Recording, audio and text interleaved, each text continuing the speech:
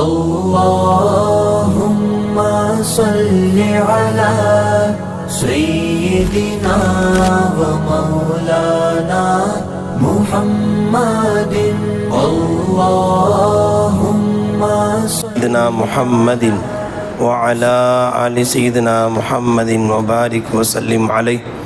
اللهم صل على سيدنا محمد وعلى آل سيدنا محمد وبارك وسلم عليه.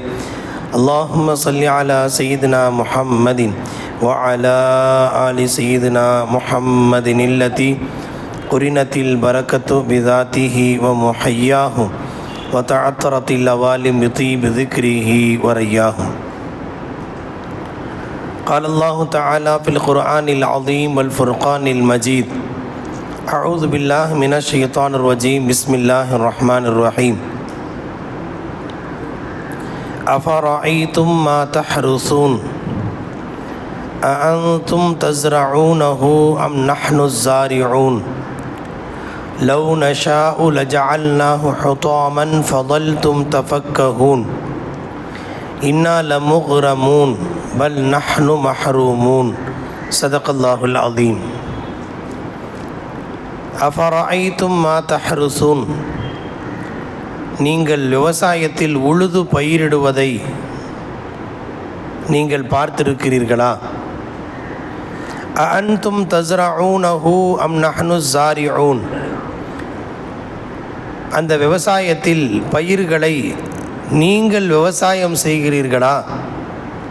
அம் நஹ்னு ஸாரிஊன், அல்லது நாம் விவசாயம் செய்கிறோமா? லவ் நஷாஉ லஜஅல்நாஹு ஹுதாமன், நாம் நாடினால் அந்த விதைகளெல்லாம் செடியாக வளர்ந்து ஒரு கதிர் கூட இல்லாத சருகு வைக்கோலாக குப்பை கூலமாக நாம் அதை ஆக்கிவிடுவோம்.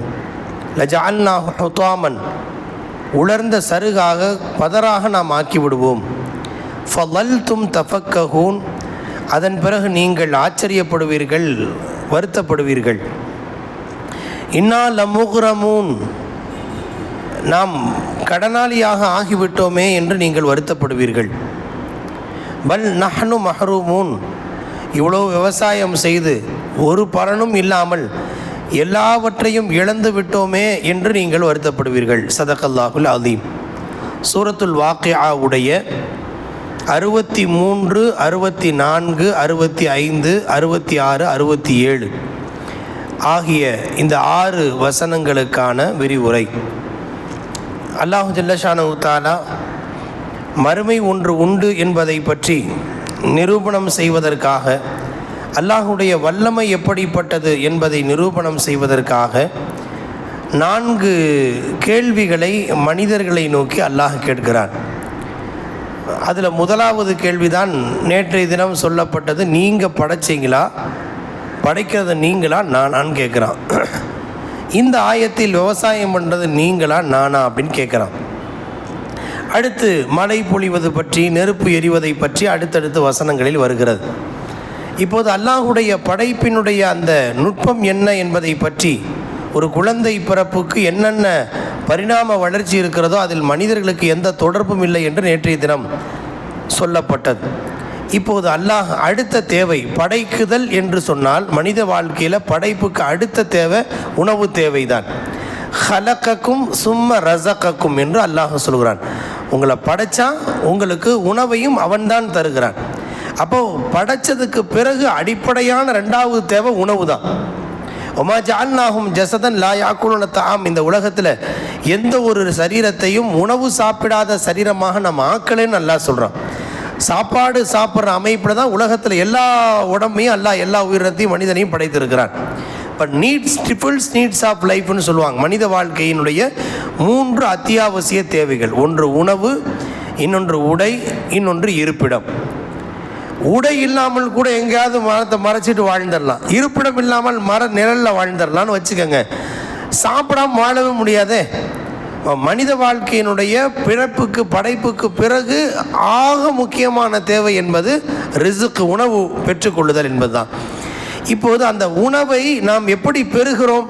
சர்வசாதாரணமாக சொல்லுவோம், அதான் விவசாயம் பண்ணுறாங்கல்ல, அவங்க போட்டு உழுதுறாங்க, மழை பொழியுது, அது செடியாக வளருது, கதிராக மாறுது, ஃபேக்ட்ரியில் போய் அரைச்சி சிப்பமாக கடைக்கு வருது. நம்ம போய் நம்ம மார்க்கெட்டில் மளிகை கடையில் போய் காய்கறியை மளிகை வாங்கிட்டு நம்ம வீட்டுக்கு வந்துடுறோம், குக்கரில் போட்டு சமைச்சு சாப்பிட்றோம். இவ்வளோ தானே அப்படின்னு நம்ம ஈஸியாக நம்ம நினைக்கலாம். அல்ல, அந்த ஒரே ஒரு விதை போடுறதுல இருந்து ஆரம்பித்து நம்ம சோத்து தட்டுக்கு வந்து சாப்பாடை எடுத்து பிசைஞ்சு வாயில் வைக்கிறதுக்கு உள்ளார 360 கனெக்ஷன் இருக்குது.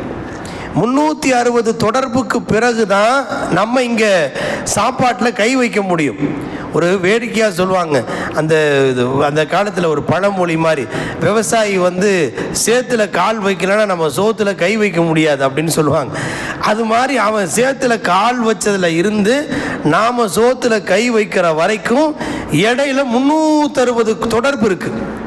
விவசாயத்தில் முதல்ல எடுத்தோடனே உழுது போட உடனே வந்து விதையை போட முடியாது. அதுக்கு ஏறு உழுகணும். ஏறு உழுகணும்னா டிராக்டர் வேணும். டிராக்டருக்கு இரும்பு வேணும். இரும்புக்கு இரும்பாலை வேணும். இரும்பாலைக்கு மண், அதுக்கு இரும்புக்கான தாது பொருட்கள் தேவை. இப்படியே ஒரு லிங்க் போனால் அப்படியே போயிட்டே இருக்கும். அதற்கடுத்து விதையை போட்ட பிறகு அதுக்கு உரம் தேவை. உரம்னு ஒரு பெரிய லிஸ்ட் போகும். அதில் எத்தனையோ தொடர்புகள் இருக்கிறது. நீர் ஊற்ற வேண்டும். நீர் ஊற்றணும்னு சொன்னால் அதுக்கு என்ன தேவை? போர் போடுறதுலேருந்து, தண்ணீரை பாய்ச்சறதுலேருந்து, மோட்டர்லேருந்து மோட்டருக்கு கரண்ட்டு போடுற வரைக்கும் அது ஒரு பெரிய லிஸ்ட் இருக்குது. இப்போ அதன் பிறகு அது வளர்ந்து அதை பாதுகாப்பதற்கு வேலி போடுறது ஒரு பெரிய வட்டம் இருக்கிறது.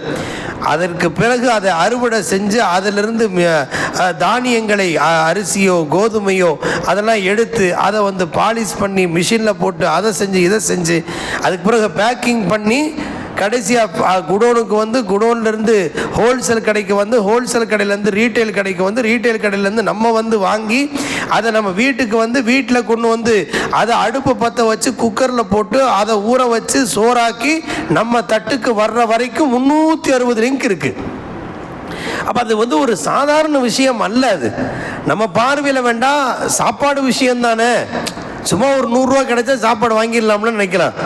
ஆனால் சாப்பாடு என்ற ஒரு தலைப்பை வச்சு தான் அல்லாஹு ஜல்லஷானஹு தஆலா ஒரு குறிப்பிட்ட மனிதர்களை இறைவன் இல்லை என்றே குர்ஆனில் சொல்கிறான். இப்போ குர்ஆனில் மரியம் அலைஹிஸ்ஸலாம் அவங்களையும் அவங்களுடைய மகனார் ஈசா அலைஹிஸ்ஸலாம் அவர்களையும் என்ன சொன்னாங்க?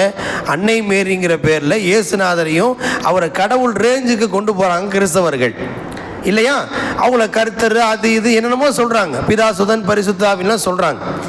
இப்போ இவங்களை பற்றி அல்லாஹ் குர்ஆன்ல என்ன சொல்கிறான்னா, அவர்கள் இறைவன் அல்ல.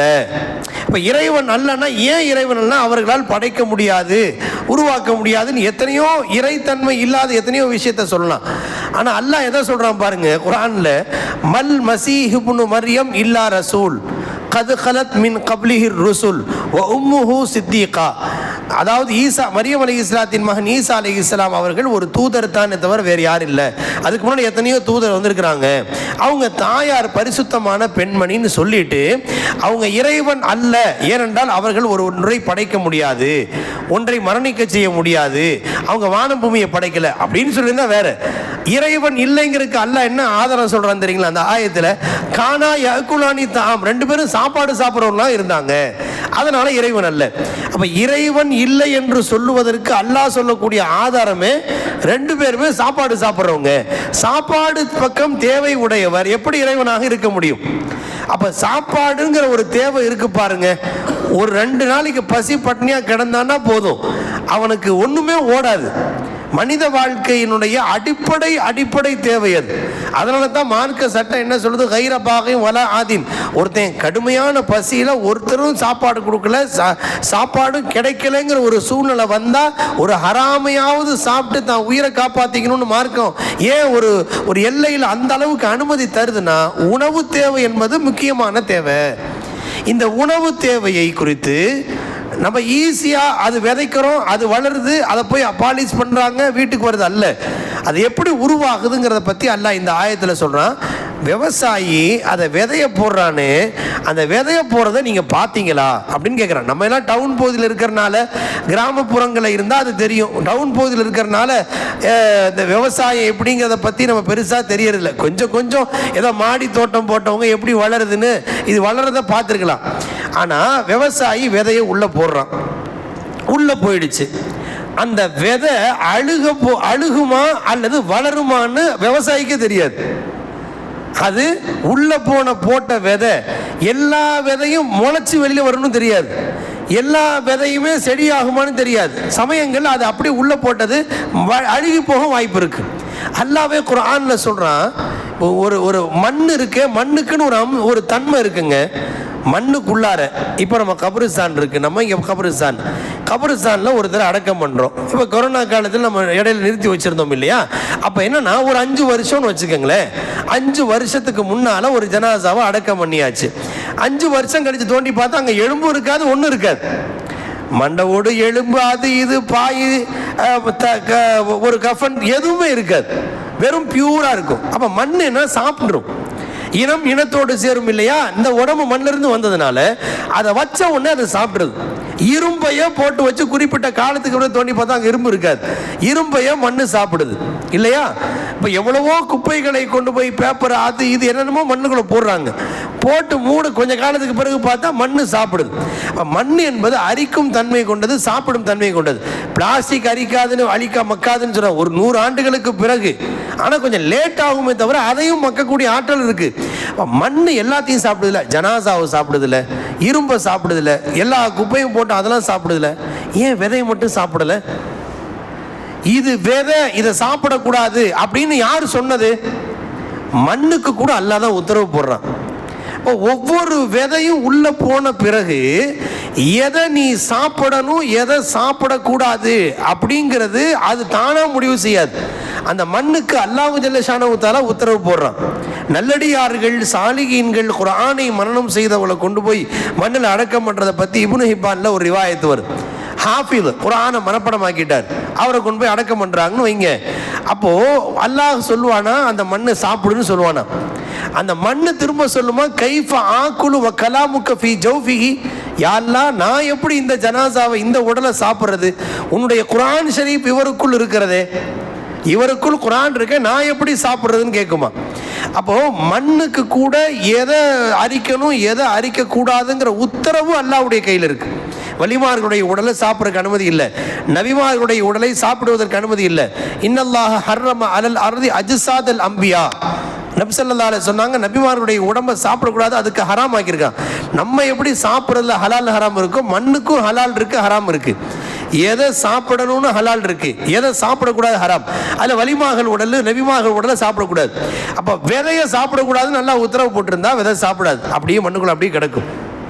அதுக்கடுத்து அல்லாஹ் என்ன சொல்றான் குர்ஆனுடைய இன்னொரு இடத்துல, விதையாவே இருந்தால் அது வளரணும்ல, வளரணும்னா விதை வெடிக்கணும், விதை வெடிச்சா தான் வெளியில வரணும்.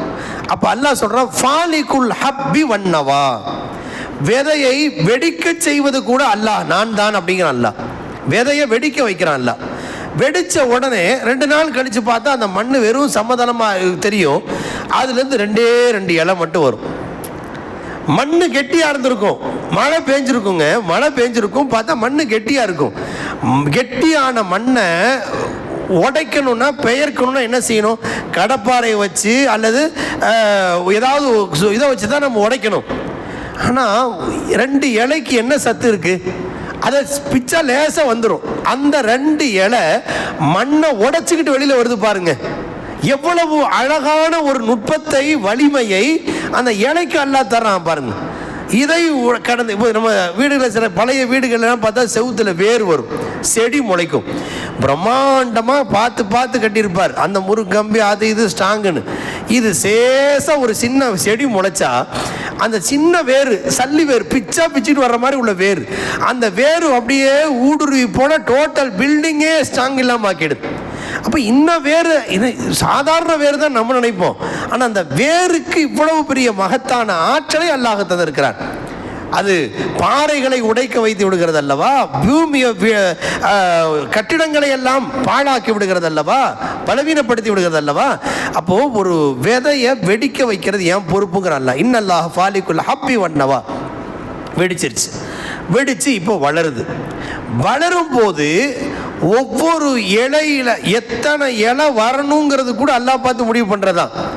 இப்போ துன்யாவில் இப்போ நம்ம கீரை கடைக்கு போகிறோங்க, கீரை கடைக்கு போகிறோம், பார்த்த உடனே மிளகு தக்காளி மணத்தக்காளி கீரை எவ்வளோ, சிறுகீரை எவ்வளோ, இது பாலக்கீரை எவ்வளோன்னு கேட்குறோம். எதை வச்சு சொல்கிறோம்? அந்த இலையினுடைய வடிவமைப்பை பார்த்தா நம்ம சொல்கிறோம். இப்போ எல்லாமே கீரை தானே, இது என்ன கீரைங்கன்னு கேட்கறது இல்லை, இலையை பார்த்தோன்னே சொல்கிறோம்ல. அப்போ ஒரு இலை மாதிரி இன்னொரு இலை இல்லை.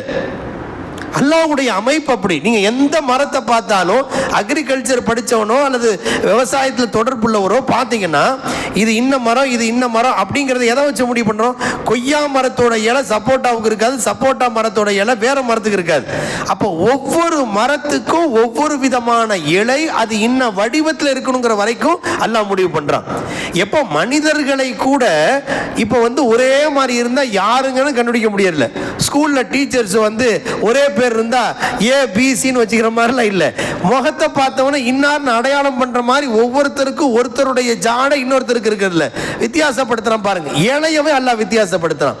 அப்போ இது கொத்தமல்லி, இது புதினா, இது சிறுகீரை, இது மணத்தக்காளி கீரை இப்படின்னு பிரித்து அறியக்கூடிய அளவுக்கு இலையின் வடிவத்தை கூட அல்லாஹ் தான் வடிவமைக்கிறார். மனிதர்கள் மட்டுமல்ல, இலைக்கு அப்படித்தான். அப்போ அது இலை வளர்கிறது. வளர்ந்த பிறகு அந்த தண்ணீரை உள்வாங்குகிறது. அப்போ ஒரு செடி வளரணும்னு சொன்னால் அதற்கு பிடிமானத்துக்கு மண் தேவை, சூரிய ஒளி தேவை, அது போல் அது கொஞ்சம் நீர் ஆகாரம் தேவை. நீர் எங்கே இல்லைன்னா இல்லை, சமயங்களில் நீர் இல்லைன்னா எங்கே நீர் இருக்கோ அந்த நீர் பக்கம் போகிறதுக்கு வேறையே எல்லாம் பெருசாக்கிட்டே போகிறோம். நீங்கள் பெரிய பெரிய மரங்கள்லாம் வெட்டி பார்ப்பாங்க, வேறு பார்த்தா எங்கெங்கேயோ போயிருக்கும். அது என்ன தானாக போகுமா? அப்போ நீர் எந்த பக்கம் நீருடைய சத்து இருக்கோ அந்த பக்கம் வேருக்கு அல்லாஹ் உத்தரவு போடுறான். அலாலஹுல் ஹல்கு வல் அம்ரு, அந்த உத்தரவின் அடிப்படையில் அந்த வேறு போயிட்டே இருக்கும். ஒரே மாதிரி மரங்களின் அமைப்பு இருக்கிறது இல்லை. ஒரு சில மரங்கள், ஒரு சில செடிகள் பார்த்தீங்கன்னா சல்லி வேர், ஆணி வேர் அப்படியே கீழே ஆழமாக போயிட்டே இருக்கும். சில மரம் பார்த்தா அகல வேர்னு சொல்லுவாங்க, அகலமாக போகும். இப்போ எவ்வளவு நுட்பமாக அதை அல்லாஹ் ஜல்லஷானஹு தஆலா அந்த செடியை மரத்தை அல்லாஹ் பொறுப்பெடுத்துக்கிறான் பாருங்க. இந்த துனியாவில் எவ்வளவு மரம் இருக்கோ அத்தனையும் அல்லாஹ் பொறுப்பெடுத்துக்கிறான். அதை ஜும்ஆவிலே கூட சொல்லப்பட்டது. அல்லாஹ்வுடைய பார்வையும் கண்காணிப்பும். நம்ம விவசாயி என்ன செய்கிறாரு? விதையை போட்டாரு, தண்ணியை ஊற்றினாரு, பாத்தி கட்டினாரு, ஆடு மாடு சாப்பிடக்கூடாதுன்னு வேலியை போட்டாரு, கொண்டு போய் நீட்டை போய் படுத்துட்டார், நல்லா படுத்து தூங்குறாரு. இங்கே உள்ள என்ன நடக்குதுன்னு அவருக்கு தெரியவே தெரியாது, என்ன நடந்துச்சுன்னு தெரியாது. அல்லாஹ் என்ன சொல்றான் தெரியுங்களா? உலகத்தில் எத்தனை கோடிக்கணக்கான விவசாயிகள் விவசாயம் பண்ணிட்டு இருக்கிறாங்க, மரம் செடி கொடிகள் வளர்ந்துகிட்டு இருக்கு. இப்போ அந்த ஒவ்வொரு மரத்துலையும் ஒவ்வொரு இலை இருக்கா இல்லையா? அந்த இலை எத்தனை இலை ஒரு கிளையில வரணுங்கிறது கூட அல்லாஹ் தான் முடிவு பண்றான். அந்த ஒரு இந்த கிளையில இந்த இலை இப்போ விழுகணும்னு முடிவு பண்றது கூட அல்லாஹ் தான். ஒரு இலை உலகத்தில் நம்ம வீட்டில் பூச்செடியில் இருந்தோ, இங்கே கபரிஸ்தானில் இருக்கிற ஒரு மரத்தில் இருந்தோ, அல்லது ஏற்காட்டில் சுற்றி ஆயிரக்கணக்கான மரம் இருக்குது, அதுலேருந்து ஒரு இலையோ, துனியா முழுக்க அமேசான் காடு மாதிரி பெரிய காட்டிலேருந்து ஒரு மரத்தினுடைய இலையோ ஒரு இலை விழுந்தாலும் எனக்கு தெரியாமல் விழுகிறது இல்லைங்கிறான் அல்லாஹ். மாதஸ்குத்து மின் வரகத்தின் இல்லா யாலமுஹா, அல்லாஹ்வுடைய கண்காணிப்புல தான் அந்த மரம் வளருது. இதை ஏன் அல்லாஹ் சொல்கிறான்? அப்போ நீ விவசாயம் பண்ணுறீங்களா, நான் விவசாயம் பண்ணுறான்னு கேட்குறானே. விவசாயி விதையை போட்டுட்டு அவன் போட்டு தூங்க போயிடுறான். இப்போ விவசாயம் பண்ணுறது யாருன்னு கேட்குறான்ல. இலை உட்பட நான் கண்காணிச்சுட்டு இருக்கிறேன். இதை ஏன் அல்லாஹ் சொல்லணும்? ஆச்சரியம் இருக்கிறது அல்லவா? அதை கடந்து இன்னும் ஒரு படி மேலே குர்ஆனுடைய இன்னொரு வஃபில் அர்தி கிதாஉம் முதஜாபிராத்துன் வ ஜன்னாத்தும் மின் அனாபின் வ ஸர்உன் வ நகீலுன் சின்வான் வ கைரு சின்வானின் யுஸ்கா பிமாஇன் வாஹித் வ நுஃபல்லிலு பஅதஹா அலா பஅதின் ஃபில் உக்குல். குர்ஆனுடைய சூரத்துல் ராத் நினைக்கிறேன், அந்த ஆயத்தில் அல்லாஹ் சொல்கிறான். இப்போ ஒரு விவசாயி இருக்காருங்க, இப்போ அவர் ஒரு பெரிய தோட்டம் வச்சிருக்கார். அந்த தோட்டத்தில் நிறைய செடி போட்டிருப்பாங்க, செடி ஒவ்வொன்றா போட்டிருப்பாங்க.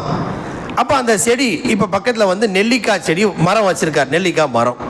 கொஞ்சம் தள்ளி பாவக்காய் கொடியும் வந்திருக்குது, பாவக்காய் கொடிக்கு விதையை போட்டிருக்கார்.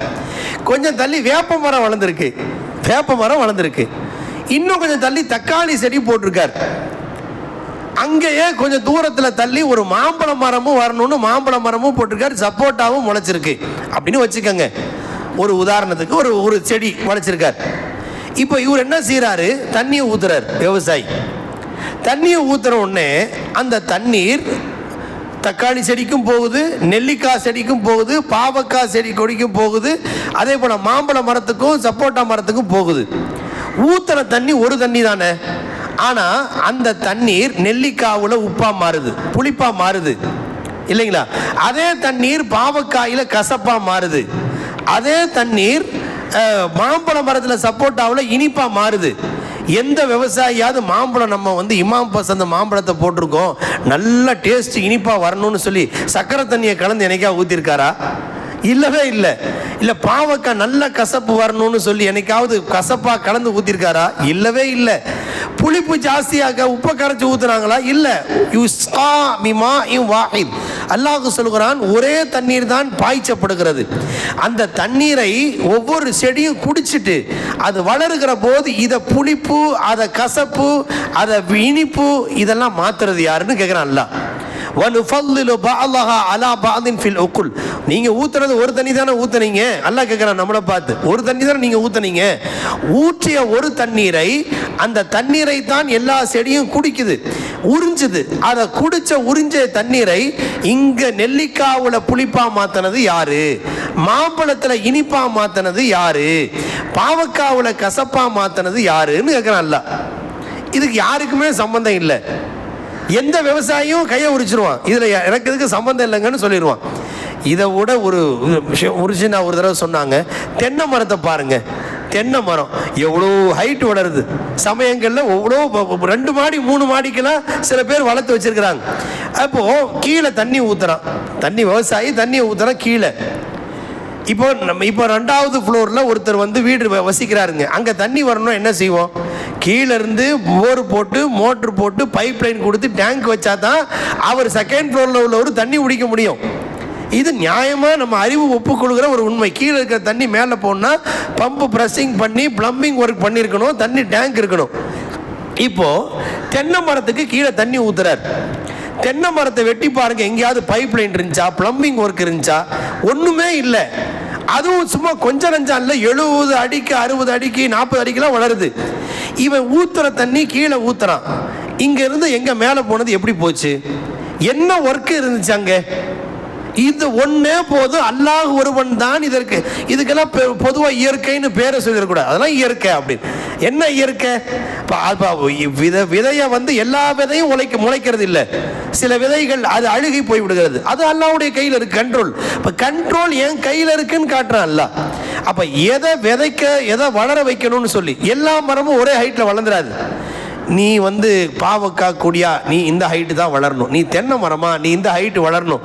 மனிதர்களுக்கு எப்படி நீ 6 அடி 5.5 அடின்னு ஹைட்டை நிர்ணயம் பண்ணானோ, அதுபோல மரத்துக்கும் ஹைட்டை நிர்ணயம் பண்ணுறது அல்லாஹ் தான்.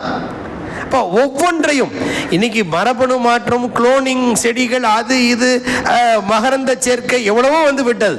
என்ன செஞ்சாலும் அல்லாஹ் பார்த்து கொடுக்கறது தான்.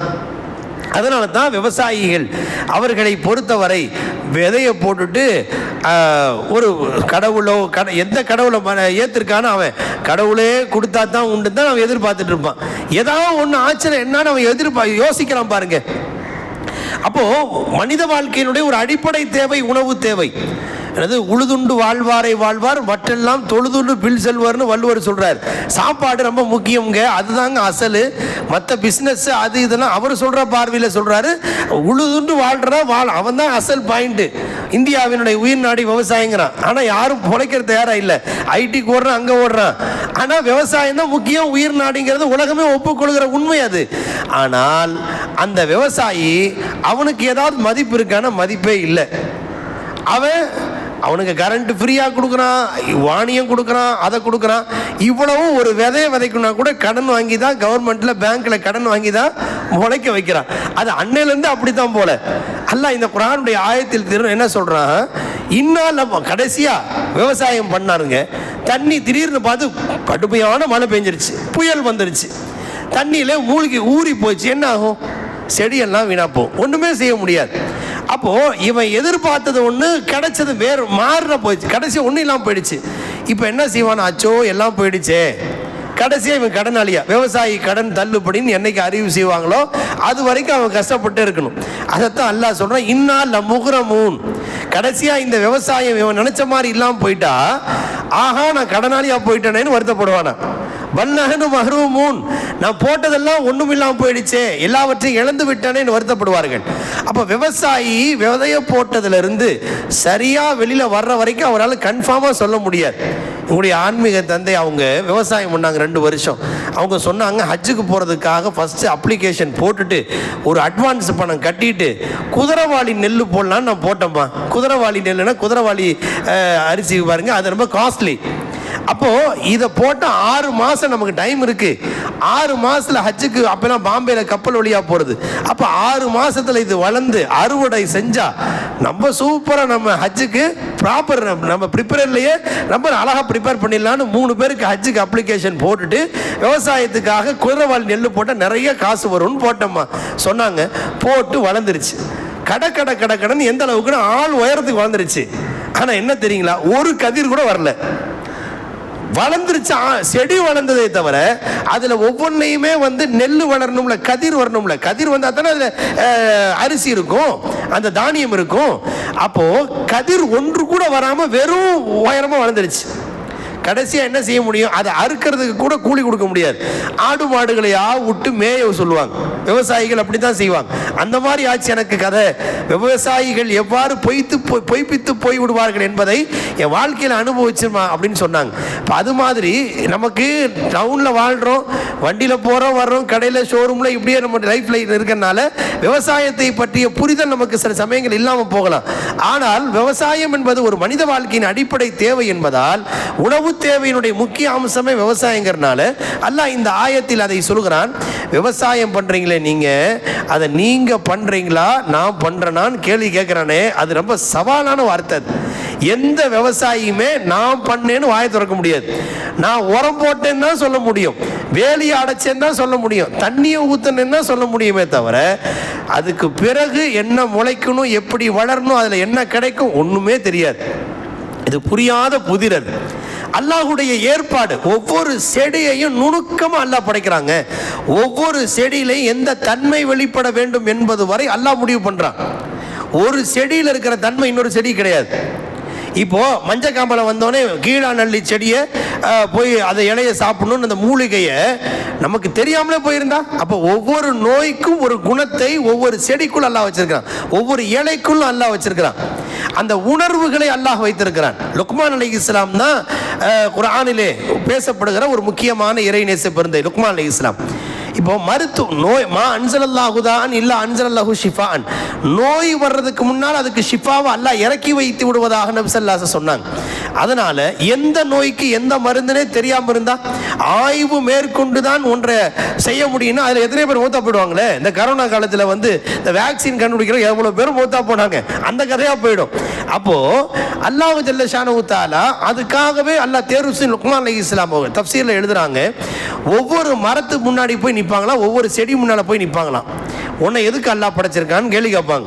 உடனே சொல்லுமா லுக்மான் அலைஹிஸ்ஸலாம்கிட்ட அந்த செடி, என்ன அல்லாஹ் இதுக்காக படைச்சிருக்கான், இந்த நோய்க்கு என்னை சாப்பிட்டா ஷிஃபாவை கொடுப்பேன், ஷிஃபாவா அல்லாஹ் என் மூலமாக தருவான். உன்னை ஒவ்வொரு கீழநல்லி செடியை பார்த்து உன்னை எதுக்கு அல்லாஹ் படைச்சிருக்கான், என்ன மஞ்சக்காமலன்னு ஒரு நோய் இருக்கு, அந்த நோய் வந்தால் இதை நான் என்னை சாப்பிட்டா சரியாக போயிடும். இப்படி கற்பூரவள்ளி இலை உன்னை எதுக்கு அல்லாஹ் படைச்சிருக்கான், என்ன சளி பிடிச்சா ஜலதோஷம் பிடிச்சா இது என்ன சாப்பிட்டாங்கன்னா அல்லாஹ் ஷிஃபாவை தருவான், அதுக்கு தான் என்ன அல்லாஹ் படைச்சிருக்கான். இப்படி ஒவ்வொன்றா சொல்லுவோம், அது எல்லாத்தையும் குறிப்பெடுத்துக்குவாங்க. அப்படி குறிப்பு எடுத்ததை எல்லாம் சேர்த்து எழுதி வச்சாங்க திப்பே லுக்மானி, லுக்மான் அலைஹிஸ்ஸலாத்தினுடைய மருத்துவ குறிப்புகள். அதை வச்சுதான் இன்னைக்கு ஆயுர்வேதிக் யூனானி அதெல்லாம் இன்றைய மூலிகை மருந்துகள் எல்லாம் இப்போது தயாரிக்கப்படுகிறது. லுக்மான் அலைஹிஸ்ஸலாமுடைய முதல் மருத்துவ குறிப்புகள் தான் என்று குர்ஆனுடைய விரிவுரையில் சொல்லப்படுகிறது. அப்போ ஒவ்வொரு செடியிலையும் ஒவ்வொரு விதமான குணத்தை வைத்திருக்கிறார்.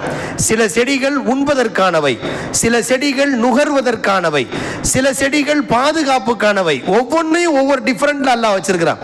அதே மாதிரி எல்லா செடியும் எல்லா இடத்துலையும் முளைக்காது இல்லையா. ஆப்பிளை கொண்டு வந்து இங்கே போட்டால் முளைக்குமா, மதீனாவில் இருக்கிற மண்ணில் இருக்கிற முளைக்க வேண்டிய பேரிச்சம்பழம் தூக்கி நம்ம கபரஸ்தான் மண்ணிலையும் வீட்டு மண்ணிலையும் போட்டால் முளைக்குமா, முளைக்காது. அப்போ எந்த மண்ணில் எது முளைக்கணுங்கிற வரைக்கும் அல்லாஹ் ப்ராப்பராக முடிவு பண்ணுறான். அப்போ எவ்வளவு கவனமான நுட்பமான படைப்பு அது. இன்னும் ஒரு படி ஞானவான்கள் சொல்கிறாங்க, இப்போது மல்லிகைப்பூ செடி ஜாஸ்மின் பாருங்க, நுகரும் எவ்வளவு வாசனை, பச்சை அப்பா என்ன வாசனை நம்ம சொல்கிறோமே, அது கீழே இருந்து வளருதுங்க. வளருது. அது வளரும் போது கொஞ்சம் கொஞ்சமாக கொடியாகி அதுக்கு பிறகு தண்டு, அதுக்கு பிறகு கீழே மொட்டு வந்து கடைசியாக அது வெடிக்குது. இப்போது ஜாஸ்மின் அந்த மல்லிகை பூவை நுகர்ந்து பார்த்தா எவ்வளோ வாசனை வருது. அந்த இலைய பிச்சு மோந்து பாருங்க, அந்த வாசனை கிடையாது. கிளைய பிச்சு பாருங்க, அங்கே அது வாசனை கிடையாது.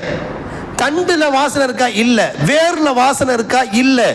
அந்த மொட்டா வளர்ந்துருக்கும் போது வாசனையா? இல்லை. அது லேசா வெடிச்ச உடனே ஒரு வாசனை வருது பாருங்க. அந்த வாசனை எங்கிருந்து வந்துச்சுங்க? தண்ணிக்கு சம்பந்தம் இருக்கா? வேருக்கு சம்பந்தம் இருக்கா?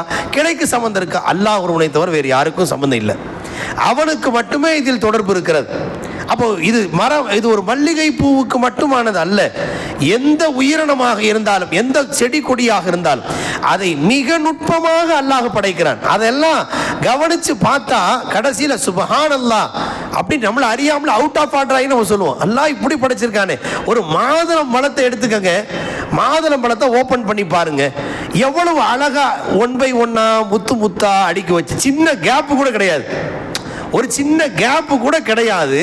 அழகா ஒரு சின்ன லேயர் வச்சு, இந்த பக்கம் இவங்களுக்கு கொஞ்சம், அங்கிட்டு கொஞ்சம், அப்படி கொஞ்சம், எவ்வளவு நுட்பமாய்.